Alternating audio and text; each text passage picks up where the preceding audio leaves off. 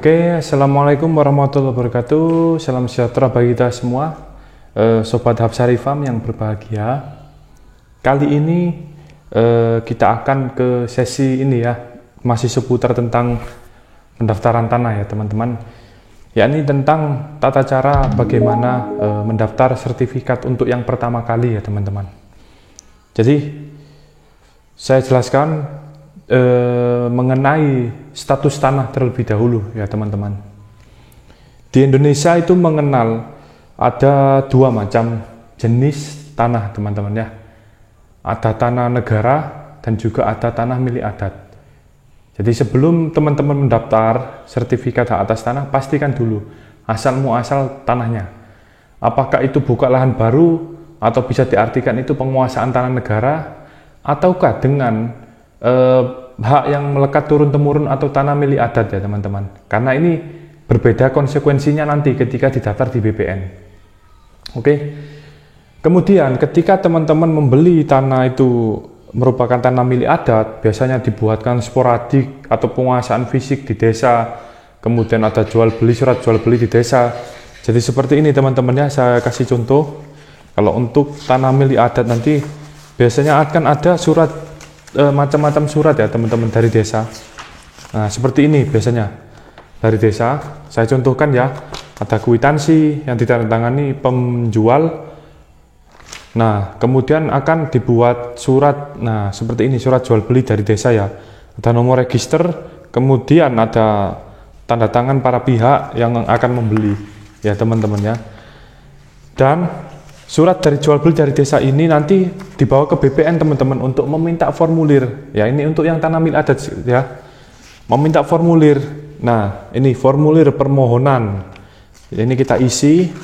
Kemudian ada surat pernyataan yang mana di surat ini menyatakan bahwa dipasang tanda batas dan kita kuasai juga teman-temannya. Kemudian nah ini yang terpenting, surat pernyataan penguasaan fisik bidang tanah atau sporadik ya, sesuai dengan PP nomor 24 tahun 97 tentang pendaftaran tanah ya teman-teman. Jadi di sini nanti akan dijelaskan nama kita, kemudian lokasi objek tanahnya, kemudian batas-batasnya, sebelah utara, timur, selatan, barat, kemudian dasar perolehan teman-teman. Kayak ini tadi kan jual beli ya. Jadi ditulis jual beli, kemudian juga di sini ada saksi-saksi yang menyatakan. Nah, ada saksi, kemudian tanda tangan saksi dan juga tanda tangan dari lurah atau kepala desa. Dan juga ada nomor register biasanya teman-teman ya. Nah, di situ setelah ini kita isi teman-teman. Setelah formulir ini kita isi dan surat-surat dari desa tadi sudah lengkap seperti ini ya, dan tanda tangan dari desa. Nanti kita bawa ke BPN. Apa aja syarat-syarat yang perlu kita bawa? Yang pertama fotokopi KTP pemohon teman-teman ya. Fotokopi KTP pemohon yang dilegalisir atau bawa aja KTP asli. Kemudian sama fotokopi KTP-nya ya untuk ditunjukkan ke petugas loket. Kemudian fotokopi KTP penjual suami istri jika alas haknya itu jual beli sebelumnya teman-teman ya. Kemudian kartu keluarga. Kemudian SPPT tahun berjalan, SPPT yang terbaru ya teman-teman. Kalau gimana kalau misal kondisi tanahnya ini nggak ada SPPT terbaru ya nggak apa-apa yang lama, cuman diusahakan yang terbaru teman-teman ya. Atau kalau nggak ada SPPT-nya bagaimana? Bisa pakai SPPT sandingannya teman-teman ya, SPPT sandingan rumahnya itu boleh. Kemudian alas hak yang seperti ini tadi sudah saya jelaskan, yakni dari jual beli, hibah atau waris kita bawa.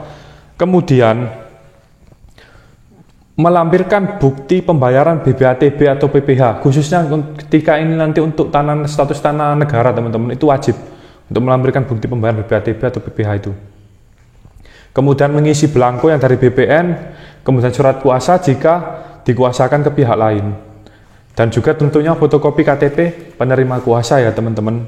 Nah, apa tahapannya? Yang pertama, setelah teman-teman melengkapi dokumen-dokumen yang ada, sudah lengkap ya diisi di loket pendaftaran BPN, nanti teman-teman lakukan pendaftaran permohonan pertama kali, permohonan hak atas tanah pertama kali di loket BPN teman-teman ya. Nanti di situ akan ada macam-macam permohonan. Yang pertama pastinya permohonan pengukuran bidang tanah. Dan yang kedua adalah permohonan untuk panitia atau pemeriksaan tanah, teman-teman ya. Nah, setelah kita daftar permohonannya, kita diwajibkan membayar PNBP atau penerimaan negara bukan pajak, teman-teman. Nah, itu kita setor ke negara. Sejumlah uang yang tergantung luasan tanahnya, teman-teman ya, tergantung luasan tanah. Kalau untuk tanah luasnya itu kurang lebih sekitar 200 meter persegi, teman-teman ya. Untuk di wilayah NTB ini kurang lebih penerimaan negara bukan pajak yang disetor ke negara itu kurang lebih antara Rp700.000 mungkin ya, kurang lebih sekitar itu, teman-teman. Itu yang disetor ke negara. Kemudian setelah teman-teman membayar PNBP melalui bank atau kantor pos, nanti akan ada namanya bukti setoran, dan itu nanti berkas teman-teman akan mulai jalan di BPN. Dan ketika berkas itu sudah jalan, teman-teman, hal yang pertama kali teman-teman lakukan adalah mengajak atau dihubungi petugas ukur untuk melakukan pengukuran, teman-teman. Di sini wajib teman-teman untuk memasang batas tanah, teman-teman, yang akan disepakati. Jadi siapkan pal atau patok. Kalau sudah ada pagar ya syukur, berarti batasnya nanti pagar, teman-teman. Nah, pada saat melakukan pengukuran tolong dihadirkan tetangga batas tanah, teman-teman ya. Gunanya apa? Untuk tanda tangan nantinya di gambar ukur dan juga atau ada surat-surat lainnya, teman-teman ya. Fungsinya apa? Biar tidak terjadi sengketa di kemudian hari. Jadi nanti akan ada tanda tangan batas sandingan pada saat proses pengukuran. Kemudian setelah diukur, teman-teman ya, setelah dilakukan pengukuran, nanti akan keluar yang namanya peta bidang tanah, teman-teman ya.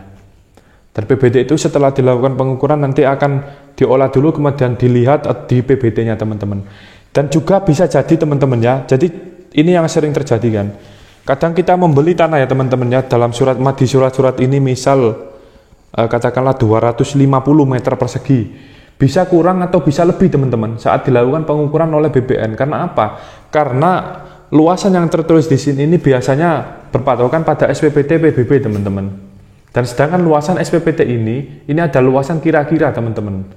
Ya, jadi sekali lagi biasanya akan ada terjadi selisih biasanya, teman-teman, kemungkinan besar.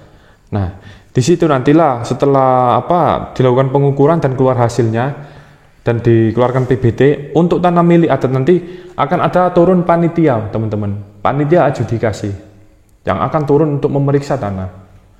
Nah, setelah dilakukan pengecekan pemeriksaan tanah tentang data fisik dan yuridisnya dicocokkan, teman-teman. Nah, baru setelah itu dilakukan pengumuman, teman-teman. Pengumuman kalau tanah milik adat itu wajib ada pengumuman. Kalau mengikuti PTSL itu pengumumannya hanya 14 hari, teman-teman. Namun jika untuk rutin itu pengumumannya bisa 1 bulan, teman-teman ya. Nah, setelah diumumkan kurang lebih 1 bulan, teman-teman, dan tidak ada sanggahan, itu nanti baru terbit sertifikat tersebut, teman-teman. Terbit. Tapi bagaimana dengan status tanah negara? Kalau untuk tanah negara, teman-teman ya, yang berasal dari tanah negara itu tanpa pengumuman karena dia pakai SK pemberian hak. Nah, kalau untuk tanah milik adat yang menggunakan sporadik, penguasaan fisik, kemudian lain-lain itu nanti akan melalui proses pengumuman selama sebulan. Setelah diumumkan, terbit M-nya, nanti baru dicetak sertifikatnya, teman-teman. Setelah itu proses itu dicetak dan sertifikat hak atas tanah kita sudah jadi, teman-teman ya. Dan tentunya nanti kalau misal ada persyaratan untuk bayar BPHTB lain-lain itu juga dilampirkan bukti pembayaran BPHTB-nya, teman-teman. Ya, jadi cukup mudah bukan, teman-teman? Karena saat ini memang sih kan ada beberapa